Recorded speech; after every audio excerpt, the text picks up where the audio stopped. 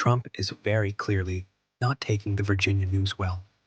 I'm going to read a post from Trump that sums up the aftermath of this redistricting fight. Trump wrote, "A rigged election took place last night in Virginia. Republicans were winning until a massive mail-in ballot drop. Where have I heard that before? 6-5 goes to 10-1. Yet, the presidential election was a 50-50 split. The referendum language was unintelligible and deceptive. As everyone knows, I am an extraordinarily brilliant person, and even I had no idea what they were talking about. Let's see if the courts will fix this travesty of justice. I have thoughts as someone advocating for redistricting. I've advocated for dissolving commissions in California and New York, as Republicans wield Texas and Florida as weapons. I hosted a live stream for Prop 50 in California. We raised $1 million. You will not find a bigger champion for fighting fire with fire than me. First of all, I cannot tell you the extent to which I am unmoved by Republicans complaining about redrawn maps. It was Trump who said last summer, "We are entitled to 5 more seats in Texas." He said he was entitled to those seats. No Republican spoke out against him. Now that Democrats dared fight back, we're watching a party-wide meltdown on the right. Here's how you know. This line from Trump and Mike Johnson is complete nonsense. Not one of those people spoke out against Texas gerrymandering. They're not actually against gerrymandering. They're just against Democrats using it. They love to throw punches, but when you punch back, they lose their collective minds. And more importantly, they could outlaw partisan gerrymandering today if they wanted to. Republicans have full control of government. The House, the Senate, the White House. Remember, Democrats tried to pass the Freedom to Vote Act back in 2021, which included a ban on partisan gerrymandering nationwide. Guess how many Republicans voted for it? 0.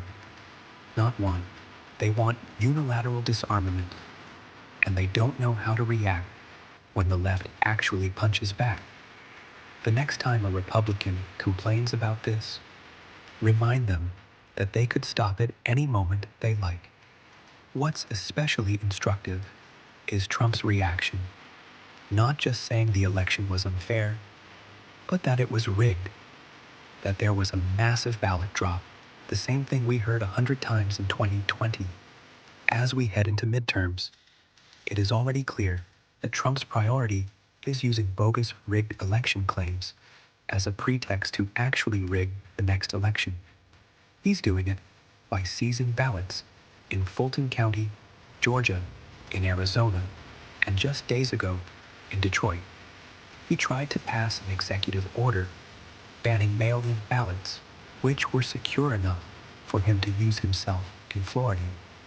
He's pushing Republicans to nuke the filibuster to pass the Save America Act, which would force states to hand over voter data and mandate documents like a passport to register to vote. And guess who's in charge of issuing passports? The federal government. These election interference claims are only growing louder within the GOP, and they will continue to grow louder as it becomes clear that Trump and Republicans have no legitimate path to victory. If they gave even a fraction of the attention they give to crying fraud to actually governing, they wouldn't need to engage in election subversion, but they can't bring themselves to hold true to any of their promises.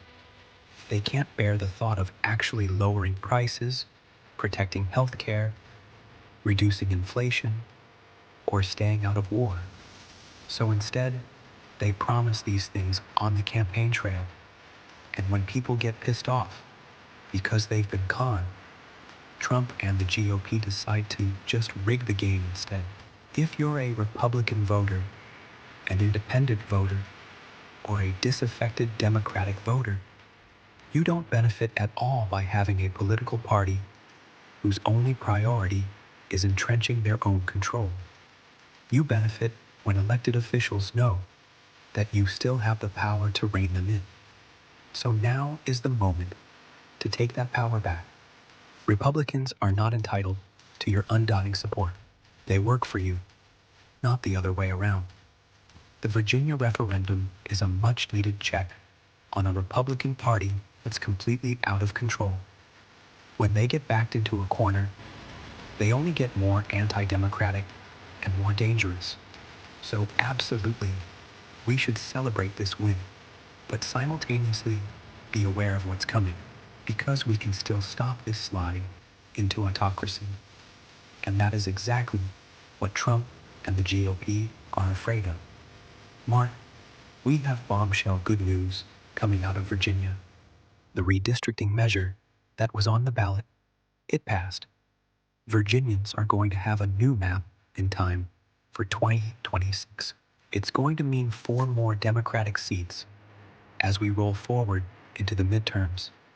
Look, if Republicans want to do away with partisan gerrymandering, they can support the legislation that Hakeem Jeffries and Chuck Schumer and the Democrats in Congress have already introduced. We didn't hear any complaints from Republicans when Trump was forcing Texas to do this. We didn't hear concerns when they gerrymandered in North Carolina. The only time Republicans expressed concern about partisan gerrymandering was in California and Virginia, the 2 states where the people actually voted on it directly. Those days of Democrats playing by one set of rules while Republicans play by another, those days are over. We need to be as aggressive on our side as they are ruthless on theirs. The Republicans are not going to back away from their strategy. So Democrats cannot let up now. There is no unilateral disarmament. My message is simple. Take tonight and celebrate Virginia. Then tomorrow, recommit yourself to the hard work, because the hard work is still in front of us. Donald Trump tomorrow will still be in office. He'll still be going after political opponents, using the Department of Justice. He'll still be scheming to figure out how to take away your right to vote. We cannot assume that because we've had a victory here that we will inevitably win the midterms. Right now, Republicans are very unpopular. Donald Trump is very unpopular. Things are lining up well, but there is a lot of hard work between now and then. So celebrate tonight, and tomorrow, get back to work.